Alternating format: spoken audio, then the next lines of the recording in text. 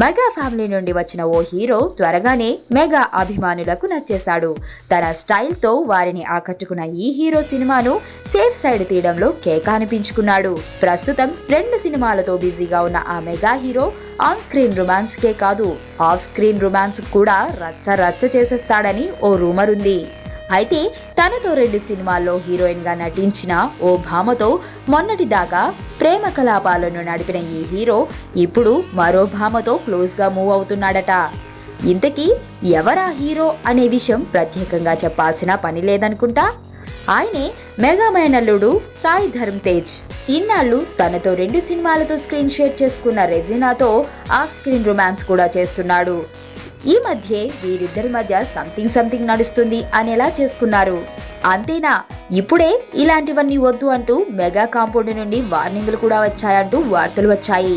అయితే ఈ mega hero ఇప్పుడు రెజీనాను వదిలి మరో కొత్త పిల్లను పట్టుకున్నాడట.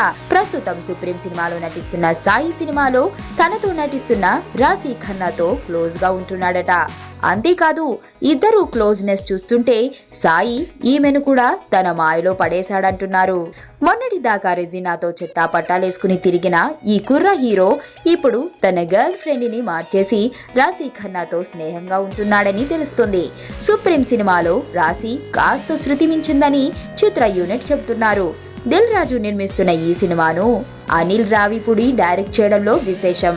రూమర్లు ఎలా ఉన్నా తన పని తాను చేసుకుపోతున్నాడు మెగా హీరో సాయి ధరమ్ తేజ్. చిన్నప్పుడు క్రికెట్ చూశాక సచిన్ అవ్వాలనుకున్నా, సినిమా చూశాక హీరో అవ్వాలనుకున్నా, కానీ ఆ క్షణం నుండి ఈ క్షణం వరకు సీతామహాలక్ష్మికి మొగుడు అవ్వాలనుకున్నా.